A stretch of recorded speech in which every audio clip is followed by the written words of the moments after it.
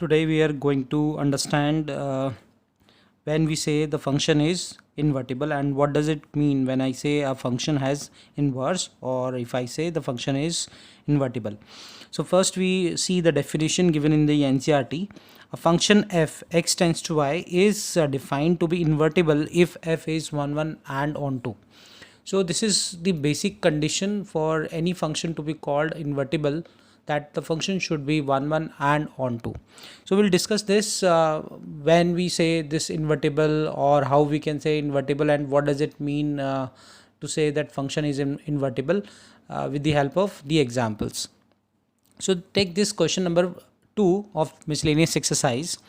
This is a function from whole number to whole number, defined from whole number to whole number, and fx equal to n minus 1 if n is odd, and fx equal to n plus 1 if n is even. So that f is invertible, find the inverse of f. Now you see this according to this function, how it is defined. If your element is even, then its answer is going to be, you see this n is odd, then answer is going to be even. So odd answer is going to be even, because according to this, if n minus 1, if n is an odd number, so if n is odd, then odd minus 1, it will always be even. And if it is even, if n is even, then number is going to be odd, because even number plus 1 will be odd. Now if I want to show that this function is 1 1, then I have to take two element of this w, x1 and x2, but these two elements can either be even or can be odd. Why? Because if you take two even, your answer will be odd. If you take two odd numbers, then answer will be two even numbers. It is not possible you take one number even and one number odd, because in that case, if you take even number, then it will be odd number, answer will be odd number. If you take odd number, the answer will be even number. So the possibility of x1 and x2, if you take from this domain, then it has to be either even or odd. So I'm starting with this. Let's say this case 1 I'm discussing. For x1 comma x2 belongs to w, and here we are assuming that x1 and x2 are even. In first case we are taking x1 and x2 are even.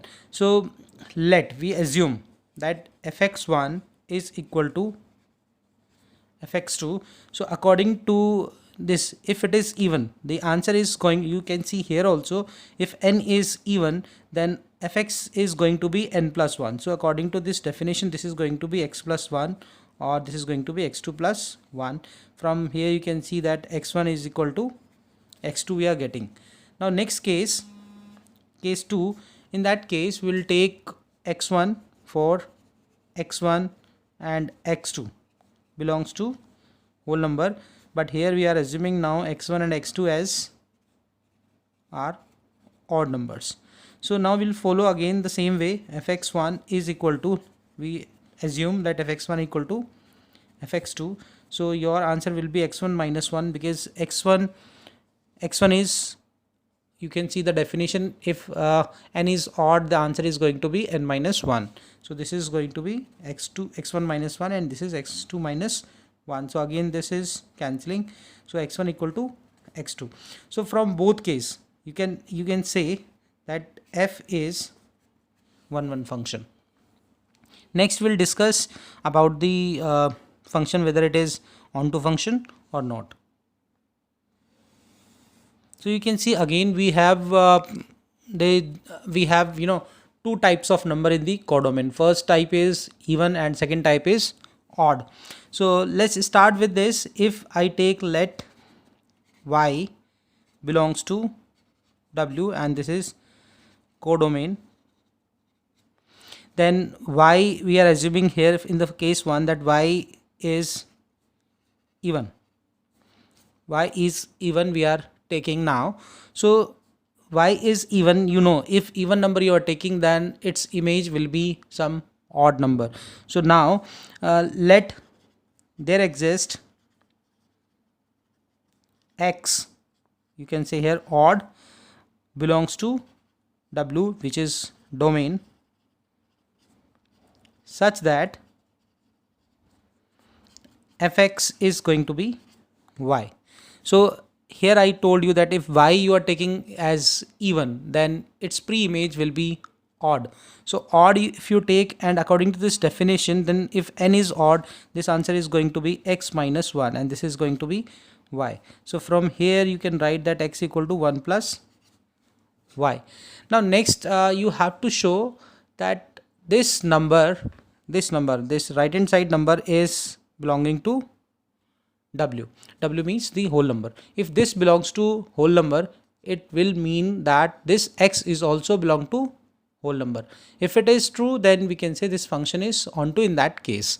So you see y is a whole number and y plus 1 will always be a whole number. So we can write this, and here we can write this y belongs to whole number. Also 1 plus y belongs to whole number.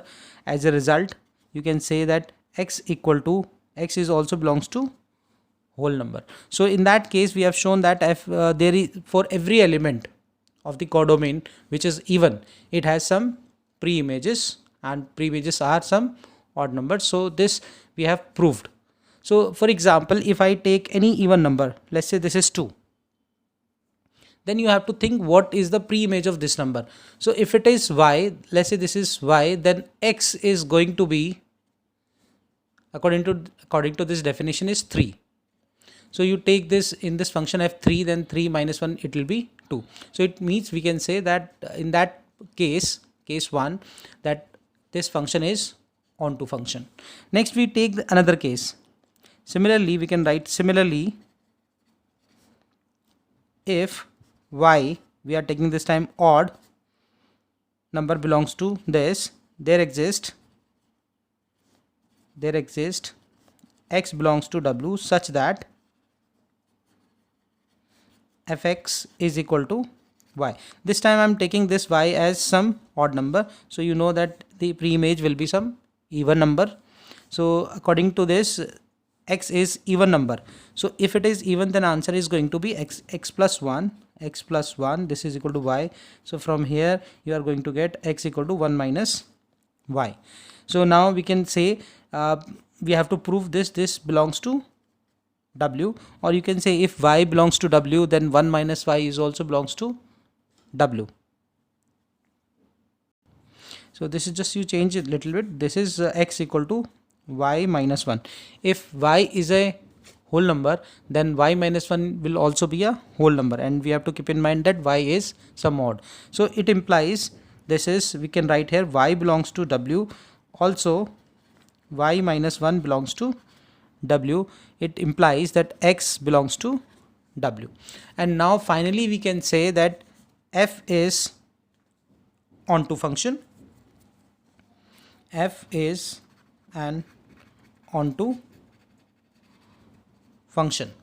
Once we have we have proved that f is onto function, and here we have proved that f is, let's say this as you mark as A and this you mark as B. So according to the above definition, so we can say that function f is invertible function. So we are just going to write from A and B, f is invertible. Now here we will discuss that what does it mean when I say invertible. Here I'll just explain you in very simple words that what invertible means. It means that for any function, if you see for any element there is some image, so it's a vice versa. It's a vice versa means for every element from codomain, it must have some pre-image. So if it is there, it's a path like this, that this function go from this set to this set, and inverse function means from this set to this set, this set to this set. So this is your f inverse. If you are moving from this element to this element, so it means you are going in reverse direction. So that means the function is invertible. So we'll discuss more with some other examples. Now after showing that f is invertible, we have to also see what is inverse of the function. So you see this maps again, then you see this is odd, this is even, this is even, this is odd, and this is this w to this, and I told you this is your inverse function. This is taking element from this set and reaching and the answer is coming in this set. So now you have to see what is your f inverse. So we took two cases. You see the first case, in that where y was belonging to even number, in that case then your x was coming as f1 plus y. So actually this gives you the inverse. So you can say that f inverse you can say here y also, or you can say x also. F inverse y will be equal to 1 plus y when y is even. And next second case was case when we took y as odd. So it was coming, you can say here also, this was coming here, you can see this was coming y minus 1. So you can say this is y minus 1 when y is odd. So this is the way how you write the inverse function. You write x in terms of y, and whatever this comes, so you take this as a function of y, and this also you take as a function of y, and you name this as f inverse, or you may say any other like gy you can say, or anything else you can say, but you have to mention that this is the inverse of f. So you can see that f inverse is the same as we have got the f was also like this, that fx equal to n minus 1. Here also f inverse is going to be y minus 1 when it is odd, and this is 1 plus y when it is even. So it simply means that inverse of f is same as f. So you can simply write f inverse is same as f. So you have found the inverse, and how to write inverse, that I have also shown you. Now this example, you take question number 4. F is from real number to this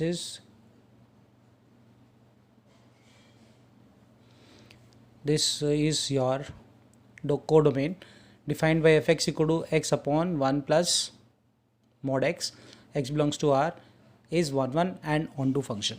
Now again we have to see that this your domain is your domain, the element can be negative and positive, so we have to think accordingly, and we will have some cases. You see what cases can arise when we assume x1 and x2 belongs to R, means domain.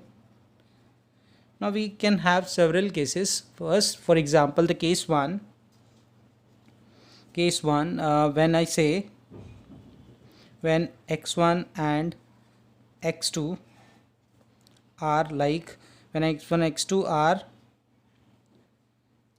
when x1 and x2 are positive and negative. So I'm taking x1, that means you can write here also that x1 I'm taking as positive, and x2 I'm taking as negative. So see what we get. So let we assume that fx1 is equal to fx2. So according to this definition, this x1 upon this will be 1 plus, see mod x will be x if x is greater than, x1 is greater than 0. So this is going to be x1, and this is x2 is negative, so this is x2, and then mod x is going to be 1 minus x2. You should remember the definition of mod x equal to x if x greater than equals to 0, and this is minus x if x less than 0. So now here we do the cross multiplication, x1 minus x1 x2 equal to x2 plus x1 x2. So from here you are getting that x1 minus x2 is going to be 2x1 x2. This x1 x2 will go this side, it will become positive.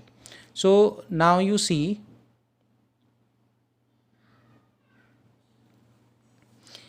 that your x1 is positive, x1 is positive and y1 is x2 is negative. It simply means that x1 minus x2 will be positive. So this side is positive, and see x1 and product of x1 and x2 will be negative. So this side is negative. So you can write here that LHS is positive and RHS is negative. So this is not possible, which is not possible.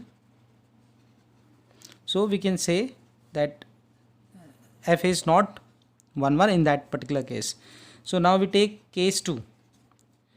x1 we take this time x1 negative and x2 positive. So similar argument can be given. Similar argument can be given as in case 1. As in case 1. So even in that case this function is not going to be 1 1. Now case 3, in which we take x1 greater than 0 and x2 also we take greater than 0, both are positive. So in that case we are going to get x1 upon 1 plus x1, this is x2 upon 1 plus x2.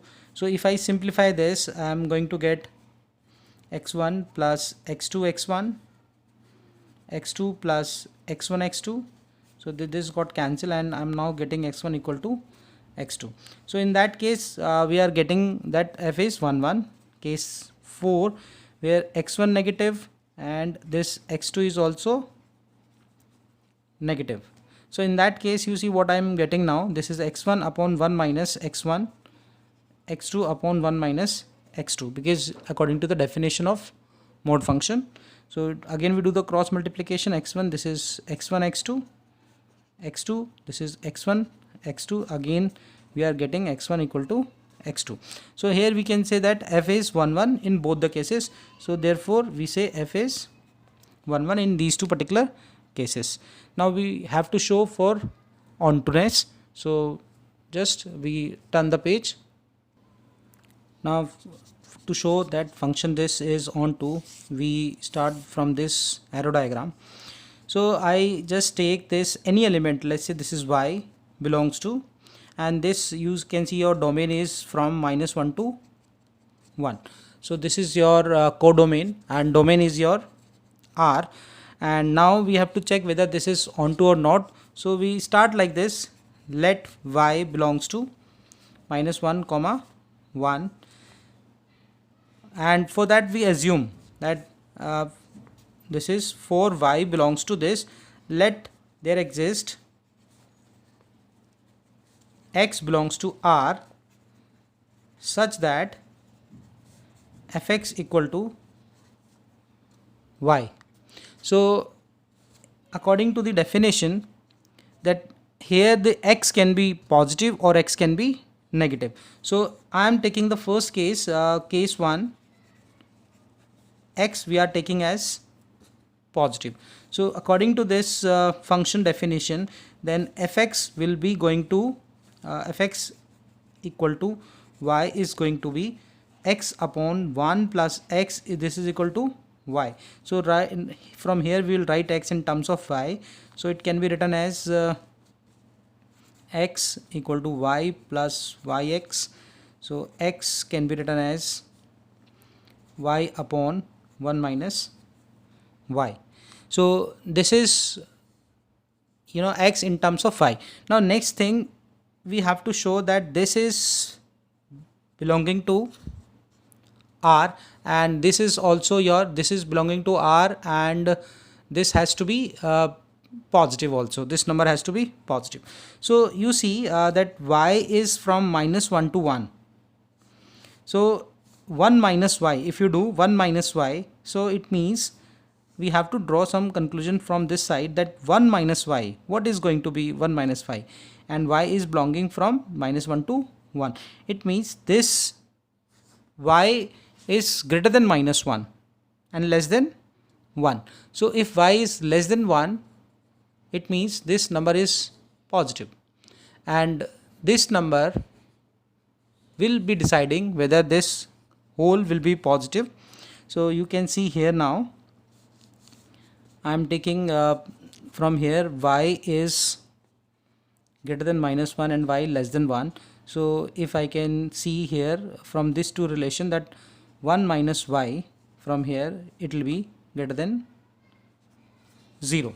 So this is greater than 0, this means this is positive, and this y, if it is negative, then the complete one will be negative.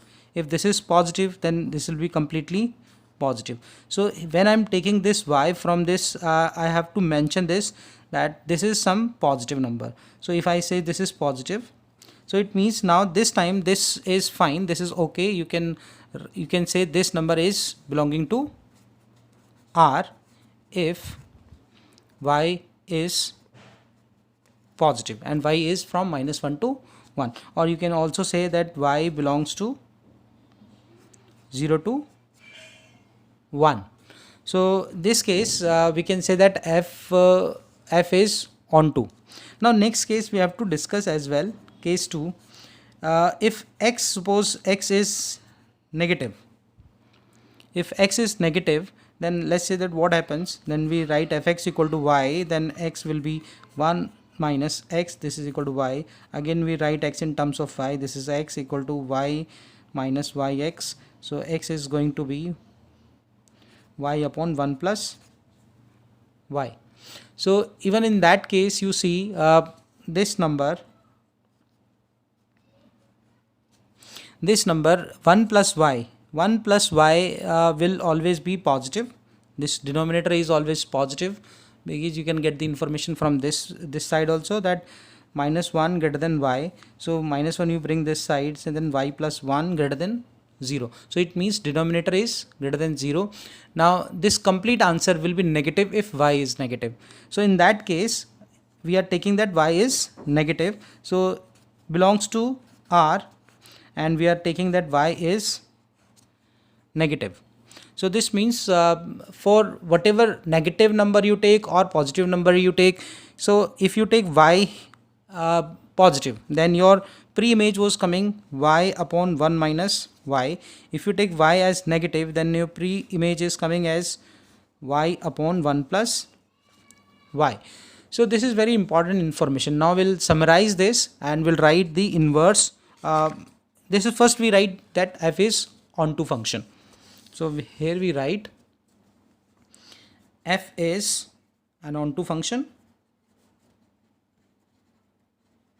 and if I ask you to write f inverse, this is f inverse, then f inverse you can write f inverse y. This will be equal to, first case, this is y upon 1 minus y, and this is when y is positive. Y is, or you can say simply when y greater than 0, and this you can also say this is y upon 1 plus y if y is negative, and third case will be 0 if y equal to 0. So this is the f inverse that can be written.